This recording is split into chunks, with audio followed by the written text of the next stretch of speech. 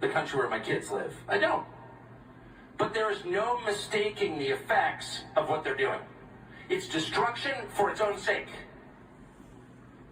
And so that lets us know that it's not even about the next election, which I think is pivotal. It's not about some political debate between, I don't know, pick the buffoons. It's not about whatever the dumb cable channels are doing. It's about your existence here, actually. And so I'm not going to respond to that. So the question is, how do you respond? What do you do? Well, that's one thing you can do. No, what do you do in the face of something this profound? And, well, of course you fight back, but what are the tools you need to do that? And the first tool you need is not even money.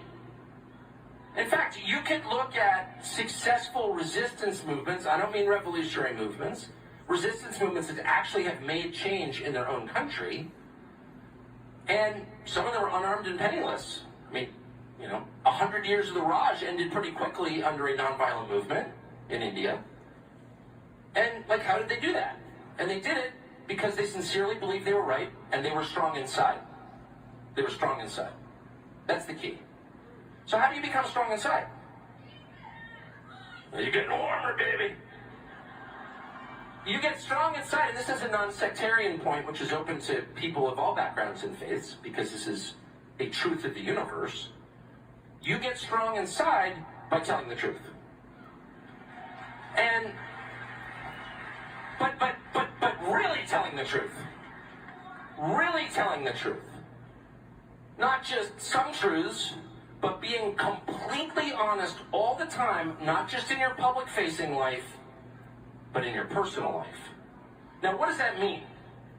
One of the huge misconceptions about telling the truth is that it applies to your descriptions of other people, and that's not the case. The hardest truth, and that's very easy. Oh, you've gained weight. Not a hard call. I personally have heard that before. It's not hard to point out other people's shortcomings. And honestly, you take a kind of perverse, cruel thrill in doing so sometimes. And telling the truth can be a cover for cruelty to other people. I'm just telling you the truth. Yeah, you suck. That's true. Okay, great.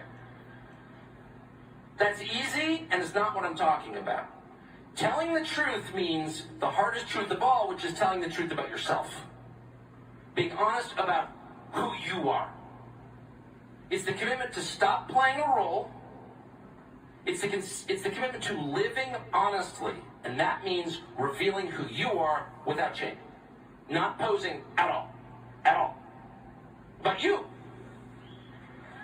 And you will find, if you attempt this, the first thing you'll find is how unbelievably dishonest you are. I tried this. It's sort of like a low-carb diet. It sounds easy, then you realize, actually, I really love Reese's. I just do. I'm sorry. And you didn't really know how much you loved Reese's until you went keto, and then you're like, all I care about is Reese's. And then you realize, you really are kind of disgusting.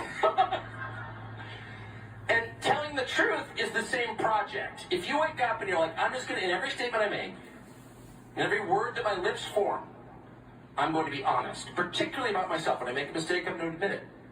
When I describe something, I will not exaggerate, not even a little. I'm going to tell the full truth. And there are some things I don't express. Because telling the truth does not obligate you to unload the contents of your brain on anyone else. And there are some things that are ugly and probably best kept inside your own head. Because freedom is impossible without privacy. So you can maintain privacy within your skull. That's okay. But the words your lips form should be utterly true all the time. And if you do that, you will find swelling in your breast a power of unknown origin, but still unmistakably a power, a strength. You become stronger. More than if you ran the Ironman. You will find yourself empowered in the truest sense. You will find that a force moves through you. And other people can feel it. It comes off you in waves like a jet engine on a hot day. You can see the weird distortions in the sky. And they will back off. It intimidates people. It scares people if they know that you're strong inside. It doesn't mean you have to be huge or ripped or whatever, drinking that weird protein powder that all the kids drink. Not that I'm against it. I don't know what it is, but anyway. Check the ingredients on that, by the way. It's the parts of animals you're not supposed to eat. That's just a guess. Anyway.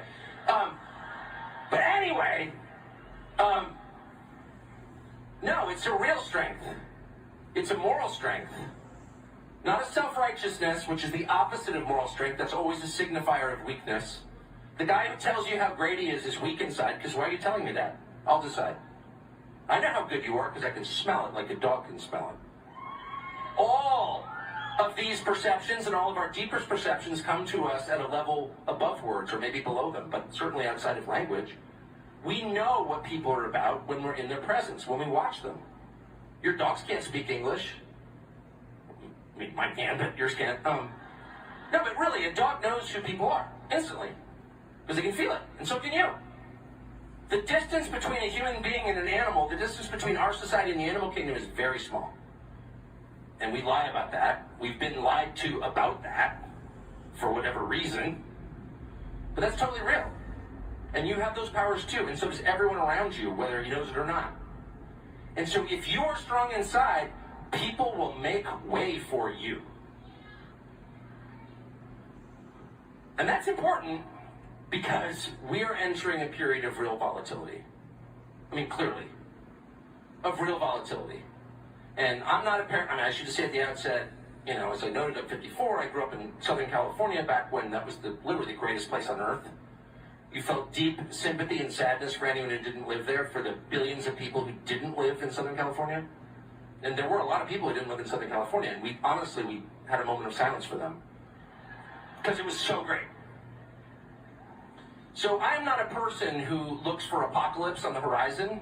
I always think it's going to be 74 and sunny, just by nature. And my upbringing. Oh, 74 and sunny! You're from Newport Beach. Okay, I got it. Anyway. But the evidence unmistakably shows an acceleration in whatever this dark force is in this country, whose only impulse is to destroy. Not to improve or create, but to destroy. And it's all around us. And the only way to stop it is with that moral strength I described. Guns won't stop it. They have more than we do. That's just true. And they're happy to use them. They're happy to use them. And when I hear Senator Dick Durbin, who might be the most evil member of the Senate, and it's quite a tight race for that title, when I hear Senator Dick Durbin say, maybe we should take some of the tens of millions of foreigners who've arrived, all of whom seem to be about 23 and in great shape, and hand them automatic weapons in our military, and give them badges and guns in our police departments, I'm wondering, wait, what exactly is that? Oh, you're assembling an army against your own people. That's what you're doing. That's exactly what they're doing. And you know that that's what they're doing. So, whatever, there are hard times ahead. And you can't beat them with force of arms. You can only beat them with the truth, by showing up and standing immobile in the face of their lies and not fearing them. And there's far too little of this going on. And I felt it today as they announced they're going to tear down the monument commemorating the peace between North and South in the Civil War. What is that? And I thought, and this is at Arlington National Cemetery in Arlington, Virginia, right across the bridge from Washington, D.C. And I read that news and it was stayed by a judge, thank heaven. But no one showed up to protest it. And I thought, where are the veterans? Where are the descendants of Civil War veterans like me? Like many people in this crowd who had ancestors who fought in that war on both sides. They were all Americans. To stand in front of that monument and say, it's not yours to destroy. That's my history. This is my country. I was born here, and you may not do that.